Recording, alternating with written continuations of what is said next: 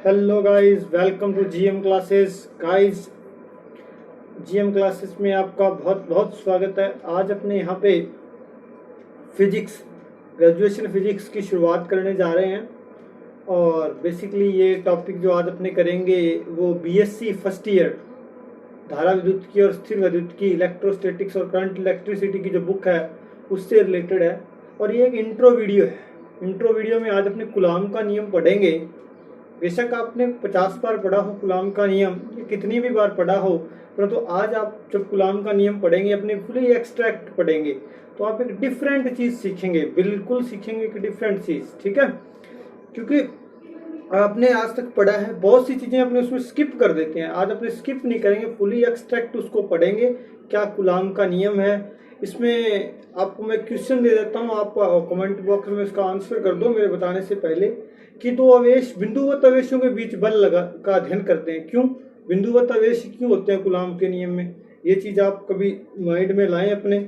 ऐसे ही तो question interview वगैरह में भी पूछे जाते हैं। तो ग्रेजुएशन फिजिक्स का पोर्शन है कूलॉम का नियम, आपने सीनियर में भी पढ़ा है, भली भांति वहां भी पढ़ा है, पर तो अब अपने को कुछ अलग तरीके से, अलग वे में पढ़ेंगे, क्योंकि जीएम क्लासेस एक कंप्लीट सॉल्यूशन पॉइंट है अपने। ठीक है, तो शुरू करते हैं अपने कूलॉम का नियम। कूलॉम का नियम, ये जो अपने कूलॉम भाई साहब थे, इन्होंने क्या बार बार एक्सपेरिमेंट किए। इन्होंने चार्ज देखा, कोई दो चार्ज ले लिए, उनके बीच इंटरेक्शन का अध्ययन किया, प्रैक्टिकल करते गए और एक रिजल्ट पे पहुंचे। पहले इन्होंने कुछ ऑब्जर्वेशन दी, फिर उस ऑब्जर्वेशन के आधार पे क्या है एक रिजल्ट दिया अपना। ठीक है, ऑब्जर्वेशन क्या थी उनके बारे में अपने थोड़ा देख लेते हैं। कि इसने बोला कि यदि तो बिंदुवत आवेश है अपने पास, ठीक है, एक को मान लो Q1, एक को मान लो Q2, इनके बीच की दूरी क्या है R है। इनके बीच लगने वाला बल, पहले तो इनके बीच कौन सा बल लगेगा अपने को ये ध्यान होना चाहिए। तो कूलॉम ने बताया कि दो आवेश एक दूसरे को जिस बल से या तो आकर्षित करते हैं या प्रतिकर्षित करते हैं उसे स्थिर वैद्युत बल, ठीक है, स्थिर वैद्युत बल इलेक्ट्रोस्टैट फोर्स कहते हैं। और स्थिर वैद्युत बल F, मान लो इसको F की वैल्यू है वो दोनों आवेशों के परिमाण के गुणनफल के समानुपाती होती है। ठीक है, और इनके बीच की दूरी के वर्ग के व्युत्क्रमानुपाती होती है। ये दो स्टेटमेंट इसकी बेसिकली अपने पढ़ते हैं। दो और भी स्टेटमेंट इसने पास की थी, वो भी अपने देखेंगे अभी। उसमें से एक तो अपने फिर भी लिखते हैं। तीसरी स्टेटमेंट ये थी कि दोनों आवेशों के बीच लगने वाला बल है वो माध्यम की प्रकृति पर निर्भर करता है कि यहाँ क्या माध्यम है, निर्वात है, जल है, अवरक है, XYZ कुछ भी है। ठीक है, उसको भी डिस्कस किया इसने। इसके बाद इसने एक और स्टेटमेंट दी नंबर 4, जो कि मोस्ट इंपोर्टेंट स्टेटमेंट है और मैंने जो आपसे प्रश्न पूछा उसका उत्तर है। इसने एक स्टेटमेंट दी कि दोनों आवेशों के बीच, ये जो Q1 और Q2 आवेशों के बीच लगने वाला बल एक हमेशा क्या ना, एक सीधी रेखा के अनुदिश, दोनों आवेशों के बीच लगने वाला बल दोनों आवेशों को मिलाने वाली एक सीधी रेखा के अनुदिश होता है। अपने ये स्टेटमेंट यहाँ तो लिखते नहीं, लिखते हैं तो क्रैम करते हैं, परंतु इस जो भी स्टेटमेंट है इसका सिग्निफिकेंस बहुत बड़ा है। उसने ये स्टेटमेंट इसीलिए दी, अगर ये सीधी रेखा के अनुदिश है, यहाँ सीधी रेखा कब संभव है, ठीक है, यहाँ सीधी रेखा तभी संभव है जब क्या ना, ये जो आवेश है ये बिंदुवत हो, पॉइंट चार्ज हो। क्योंकि अगर यहाँ ये बड़ा आवेश होगा तो ये तो लाइन भी ड्रॉ कर सकते हैं, इधर भी इंटरेक्शन हो सकता है, इधर भी हो सकता है, इधर भी हो सकता है। इसीलिए दोनों आवेशों को मिलाने वाली सीधी रेखा के अनुदिश बल कार्य करता है। और ये कंडीशन तभी अपने को मिल सकती है जब ये दोनों आवेश क्या हो, पॉइंट चार्ज हो, बिंदुवत हो। इसी कारण बोला जाता है कि दो बिंदुवत आवेशों के बीच लगने वाला बल। ठीक है, अगर आप स्थूल आवेशों, बड़े आवेशों की बात करेंगे तो यहाँ आपको इंटीग्रल कैलकुलस, समाकलन गणित का सहारा लेना पड़ेगा। ठीक है, वो अपने उस झंझट में नहीं पड़ेंगे, एक बार अपने कूलॉम का नियम करते हैं। ठीक है, इन दोनों स्टेटमेंट को मैं अगर कंबाइंड फॉर्म में लिखूं तो Q1 Q2 अपॉन R², यहाँ मैग्नीट्यूड है। ठीक है, कोई दिक्कत वाली बात नहीं है। अब यहाँ मैं क्या ना, इस दिशा को दर्शाने के लिए यहाँ एक R क्या है, यूनिट वेक्टर लेता हूं। अब भैया यहाँ पे अपने ज्यादातर वेक्टर लेते हैं यूनिट वेक्टर पृष्ठ के लंबवत। ठीक है, इकाई सदिश पृष्ठ के लंबवत लेते हैं अगर कोई भी डेरिवेशन कर रहे हैं। यहाँ पृष्ठ के अनुदिश, यहाँ इस रेखा के अनुदिश आर कैप क्या होगा ना, ये भी बहुत बड़ा सिग्निफिकेंस देता है अपने को कि जो आर कैप है ये इस रेखा के अनुदिश इकाई सदिश है। और रेखा के अनुदिश इकाई सदिश कब होगा, जब ये दोनों बिंदुवत होंगे। ठीक है। एक और भी मैथमेटिक्स की बात करें तो ग्रेजुएशन में टॉपिक आता है कि अंतराल कोई भी बीच में, ठीक है, अंतराल की लंबाई अगर शून्य हो ना तो वो बिंदु कहलाता है। अगर ये बड़ा बड़ा अंतराल से बनाते हैं और इसकी लंबाई लगभग लगभग शून्य हो तो ये बिंदु कहलाएगा और तभी ये बिंदु आवेश है। ये तो थोड़ा हाई लेवल की बात है, इस पे नहीं गौर करना, अपने को ये चीजें याद रखनी है। ठीक है।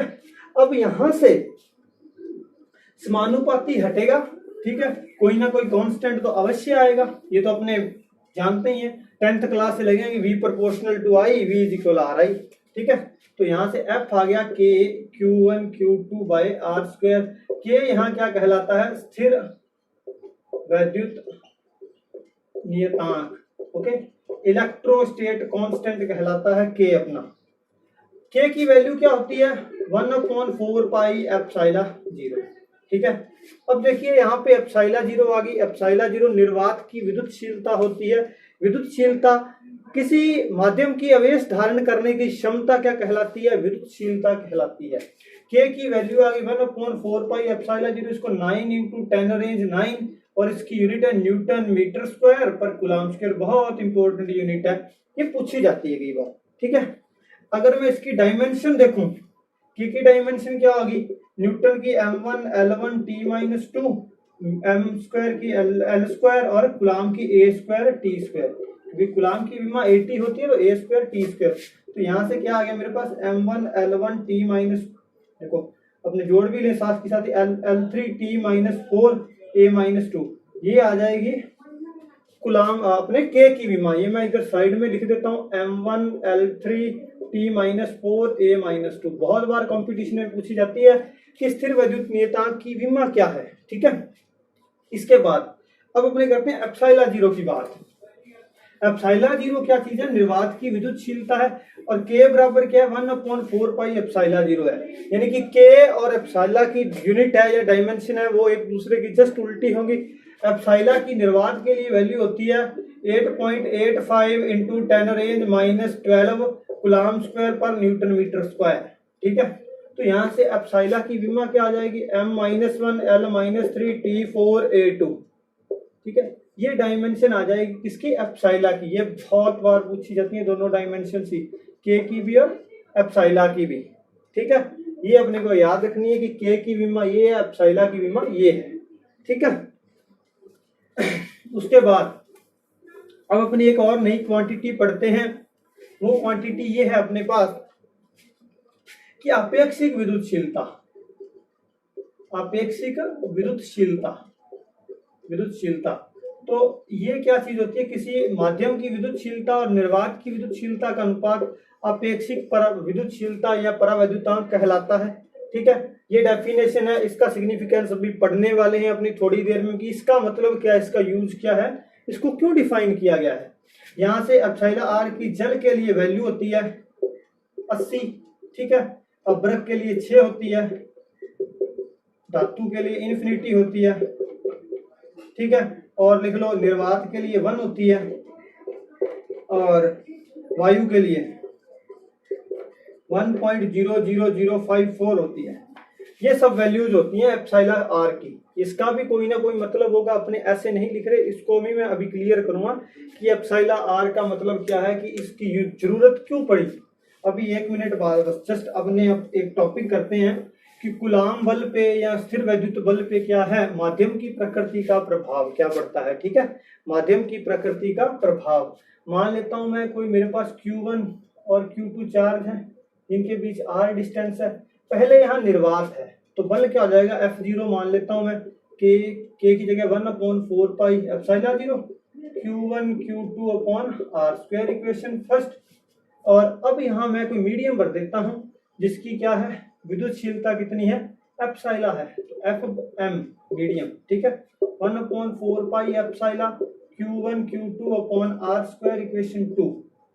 अब मैं इक्वेशन फर्स्ट को क्या करूंगा, डिवाइड कर दूंगा इक्वेशन 2 से। गौर करते रहिए, इक्वेशन फर्स्ट को 2 से डिवाइड करेंगे तो यहां से मेरे पास क्या बनेगा, ये 4 पाई से 4 पाई कैंसिल, क्यों, ये सब कुछ कैंसिल, बचा क्या मेरे पास, F M upon F zero upon F M is equal epsilon upon epsilon zero. अभी मैंने डिफाइन की थी क्वांटिटी एक की, एप्साइला अपॉन एप्साइला जीरो क्या कहलाती है, एप्साइला आर किसी माध्यम की आपेक्षिक विद्युतशीलता कहलाती है। तो यहां से मेरे पास क्या आ जाएगा कि एफ एम बराबर F R F zero upon epsilon R, यानी कि एक बात क्लियर होगी कि निर्वात में बल सबसे ज्यादा होगा, उसके बाद अगर कोई मीडियम रखता हूं मैं, ठीक है, तो 1/एप्सिलॉन आर गुना बल कम हो जाएगा। कैसे, मान लो पहले बल निर्वात की उपस्थिति में बल 800 न्यूटन है, ठीक है, अब मैंने जल भर दिया, जल के लिए एप्सिलॉन आर कितनी होती है 80, जल भरते क्या होगा, बल कितना रह जाएगा एफएम 800/80, 10 न्यूटन रह जाएगा। ये चीज अपने क्लियर रखनी है, 10 न्यूटन। तो ये सिग्निफिकेंस है एप्सिलॉन आर का। इसके बाद अपने देखते हैं एक और इंटरेस्टिंग टॉपिक। ये तो मैंने क्या किया कि जल भरा, दोनों आवेशों को यहां तक भर दिया, ठीक है। अब थोड़ी कलाकारी की जाए, ठीक है, नई चीज और सीखी जाए। कलाकारी ये है कि ये Q1 और Q2 आवेश है, R इनके बीच की दूरी है। मेरे दिमाग में है कि जी मैं तो यहाँ 3 पट्टियां भरूंगा, यहाँ ये एक की मोटाई T1, एक की T2, एक की T3, यहाँ एप्सिलॉन R1, यहाँ एप्सिलॉन R2, यहाँ एप्सिलॉन R3 अपेक्षिक विद्युतशीलता है। ठीक है, तो अब बताओ फोर्स क्या है। मैं तो यहाँ ऐसे मतलब भरूंगा T1, T2, T3 मोटाई की पट्टियां, ये जगह खाली है। अब फोर्स कितना हो जाएगा, ठीक है। तो अब ऐसी स्थिति में क्या है ना, दोनों आवेशों के बीच की दूरी प्रभावी दूरी कहलाती है, आर इफेक्टिव। आर इफेक्टिव की वैल्यू क्या आती है, याद रखना है, बहुत बहुत इंपॉर्टेंट, मोस्ट इंपॉर्टेंट फॉर्मूला है ये, ठीक है। R effective is equal to R minus T1 plus T2 plus T3 plus T1 root epsilon R1 plus T2 root epsilon R2 plus T3 root epsilon R3। ये अपने पास क्या आ जाएगी, are effective प्रभावी दूरी आ जाएगी। और जब मैं फोर्स कैलकुलेट करूंगा तो मेरे पास क्या आ जाएगा, K Q1 Q2 upon R effective की स्क्वायर। ये चीज मेरा फोर्स आ जाएगा। इससे जुड़ा एक न्यूमेरिकल देख लेते हैं अपने, ठीक है। इससे जुड़ा न्यूमेरिकल देखते हैं। मान लो ये Q1 है, ये Q2 है, बीच की दूरी R है। यहां मैंने क्या किया कि अपेक्षिक विद्युतशीलता या परावैद्युतांक और T मोटाई की पट्टी रख दी। अब मेरे से पूछा गया है फोर्स, तो सबसे पहले मैं निकालूंगा आर इफेक्टिव, वो क्या है R minus T1 plus T2 plus dash dash Tn, कितनी भी हो सकती है, plus T1 root epsilon R1 plus T2 root epsilon R2 plus dash dash Tn root epsilon Rn, ठीक है। ये चीज आएगी। अब यहाँ रखते हैं वैल्यू, तो आर इफेक्टिव कितना आ गया, R minus T1 plus T2 plus Tn, T है सिर्फ यहाँ T plus T1 root epsilon R1, यानी कि T रूट क्या आ जाएगा, ये चीज आ जाएगी आर इफेक्टिव। तो F बराबर क्या आ जाएगा, K Q1 Q2 upon R minus T plus T root K की whole square. This is our answer. तो ये एक स्पेशल केस बनता है कूलाम के नियम का। मैंने पहले ही कहा था, आपने कूलाम का नियम जरूर पढ़ा होगा, पर आज कुछ फर्दर वे में पढ़ा है, अपने नया एक्सट्रैक्ट करके पढ़ा है, क्योंकि ग्रेजुएशन है तो लेवल अपना आप होना चाहिए। ये एक इंट्रो वीडियो था, होप आपको अच्छा लगा होगा। Like, share and subscribe and keep watching for mathematics also, RPSC first grade and second grade GM classes, okay, a complete solution point GM classes. Thank you, thanks for watching, have a good day.